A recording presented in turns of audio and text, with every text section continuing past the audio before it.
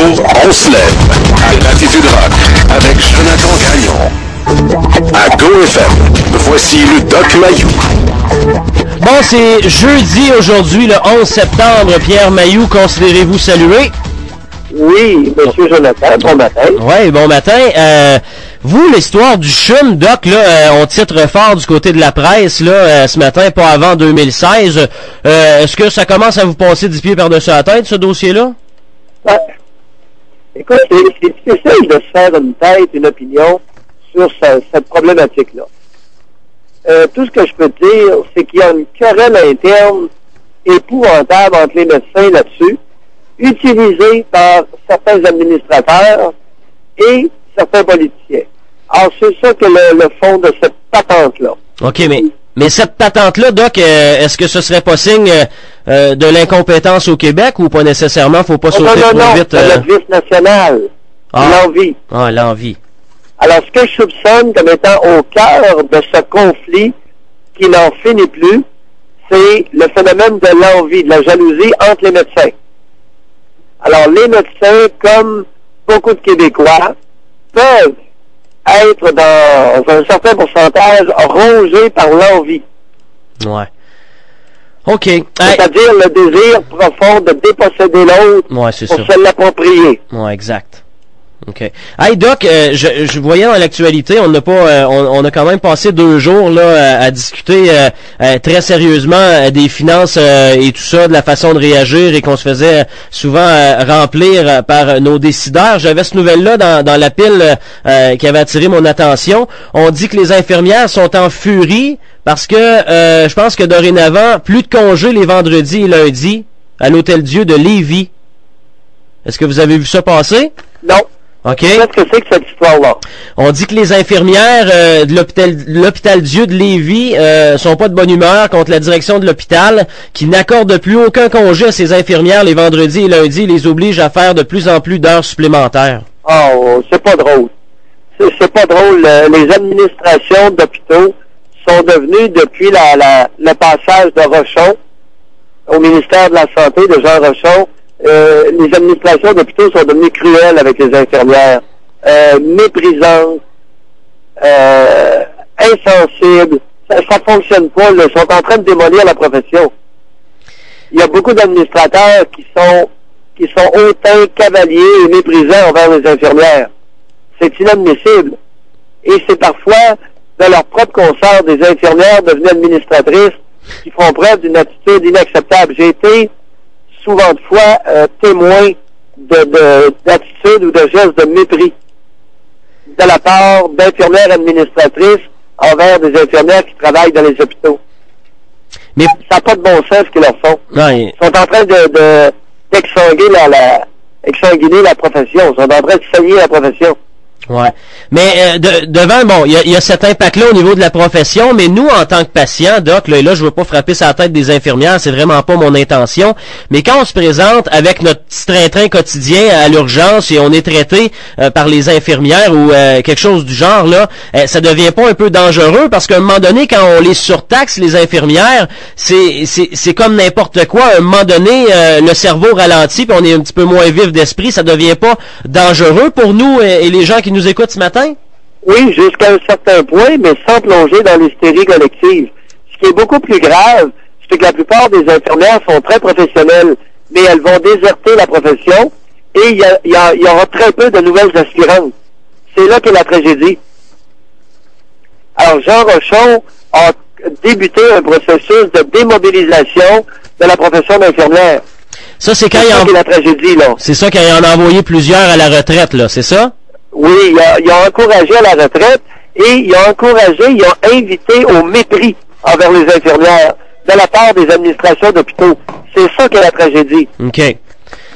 Bon, je veux demeurer dans le secteur de la santé. J'avais vu passer quelque chose également concernant une augmentation mammaire. Ça fait quand même, je pense que ça date de la semaine dernière. Il y a un chirurgien qui se retrouve devant le conseil de discipline, là, votre chum du comité de discipline du Collège des médecins, qui entend depuis quelques jours là cette plainte relative à une opération d'augmentation mammaire qui a mal tourné. Denis Bisson plutôt, est-ce que vous le connaissez? Non. OK. Parce que selon la plaignante là dans ce dossier-là, ces seins qui ont retrouvé leur forme naturelle 4 ou 5 jours après l'opération et ça lui a quand même coûté 5200 $. Et il y a une autre patiente insatisfaite du travail du doc Bisson lors de son augmentation mammaire qui doit être entendue prochainement. Et ça, on sait que c'est très très très populaire même. Je dis des femmes, des fois c'est des jeunes filles là, de se coucher sur la table d'opération pour se faire refaire les seins. C'est finalement, est-ce que c'est risqué? Bon, Jonathan, tu n'as pas révélé les détails de cette histoire-là, fort heureusement que j'ai lu. OK. Alors, cette histoire-là réfère à une augmentation mammaire qui consiste non pas à mettre des petites prothèses de saline ou de silicone derrière les seins, mais bien de prendre du gras dans les fesses et d'aller mettre ça après les seins, dans les seins. OK. Et ce qui est arrivé dans ce cas-là, semble-t-il, la plaignante, la dame se plaint que quelques jours plus tard, le gras qui avait été pris dans les fesses a fondu. A fondu, donc est disparu, puis les seins sont venus la même taille. Et en sus, elle a 2 trous dans les fesses, là où il a pris le gras. Mais là, Doc, vous êtes pas sérieux? Oui, sérieux. C'est une nouvelle approche d'augmentation mammaire. Mais dans le cas de cette femme-là, semble-t-il que ça n'a pas donné grand-chose. Ben là. Qu'en plus, elle a 2 trous dans les fesses. Là, attendez-moi 2 petites secondes. Là, j'ai dit tantôt que ça coûtait cette facture-là, cette intervention-là, 5200 $. Là, êtes-vous en train de me dire que pour le même prix, elle aurait pu choisir le silicone, mais elle a choisi le gras de fesses? Oui, c'est ça. C'est une autre approche. Mais elle aurait pu choisir des prothèses à l'eau salée. Alors, les prothèses à l'eau salée, c'est vraiment sans danger. C'est des petites prothèses avec de l'eau salée. On appelle ça de la saline ou de l'eau salée, simplement. OK. Qu'ils mettent derrière le sein, puis ça vous fait un sein un peu plus galbé, un peu plus volumineux. OK. Et c'est sans danger. Le silicone, si le petit plastique pète, ben là, le silicone, là, c'est pas ce qu'il y a de plus chic à avoir dans le corps, là. OK. Là, j'ai une question. J'aurais aimé ça que Gary soit là ce matin. Il aurait possiblement pu répondre. Peut-être que vous pourrez le faire. La différence entre un sein de silicone et un sein qu'on a mis du gras dedans au toucher, c'est quoi? Oh, ce qui arrive, c'est justement, c'est que le sein qui aurait été augmenté par du tissu adipeux, par du gras, aura exactement la même consistance qu'un sein naturel. Oui, c'est donc au ça vous fait une paire de boules nature. Maintenant, encore, eût-il fallu que la technique fonctionnasse? Ben oui, parce que quand ça fond, c'est pas beau. Ben non, ben là, écoute, je le sais pas, là, on va voir, est-ce que c'est vrai que le gras qui a été transplanté a fondu?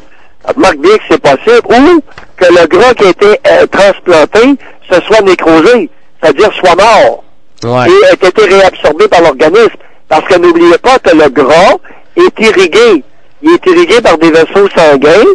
Il y a du sang dans le gras. Alors, tout à coup, que le gras transplanté est mort, ben là, il est réabsorbé dans l'organisme, dans le système sanguin, puis il disparaît tout. Alors, on va voir qu'est-ce que les experts vont prétendre dans cette cause-là, mais c'est vraiment intéressant. Ben, en tout cas, j'ai hâte de voir la suite des choses et soyez assurés que je vais mettre ça dans mon suivi de dossier. Oui, et c'est une nouvelle technique. J'ai lu là-dessus dans la revue médicale, et il y a des individus qui prétendent qu'on peut transplanter du gras. Mais ça doit être assez délicat de transplanter le gras, parce qu'il s'agit non seulement de mettre du gras là, mais s'assurer que les vaisseaux sanguins vont repousser dans ton gras. Tu me comprends? Ben oui. J'ai beau être psychiatre, j'ai fait mon cours de médecine, là. Ouais, je vous comprends, mais moi, c'est le côté tape à l'œil. Tu vas te retrouver avec une belle paire de seins, mais 2 trous dans les fesses. Non, mais Doc, avouez que ça marche pas, là. Ça dépend. Oui, mais regarde, Jonathan, c'est que, évidemment, c'est une technique chirurgicale qui demande beaucoup d'adresse. Et la récolte du gras sur les fesses devra être faite de façon très subtile pour ne pas créer de trous. Ouais, c'est ça. En tout cas, parce que oui. Moi, j'en ai du gras sur les fesses. Je pourrais peut-être vendre ça. Il y aurait peut-être moyen de faire de l'argent. Non, ben, il faut que ce soit ton propre gras qui te soit mis derrière les seins. Parce que le gras de l'autre pourrait provoquer une réaction de rejet. Ouais, en tout cas, c'était une blague, Doc. Oui, je sais que c'est une blague. OK, on vous retrouve demain pour la dernière de la semaine. Merci, Doc. Oui, grand blagueur devant l'Éternel. Ciao. Salut.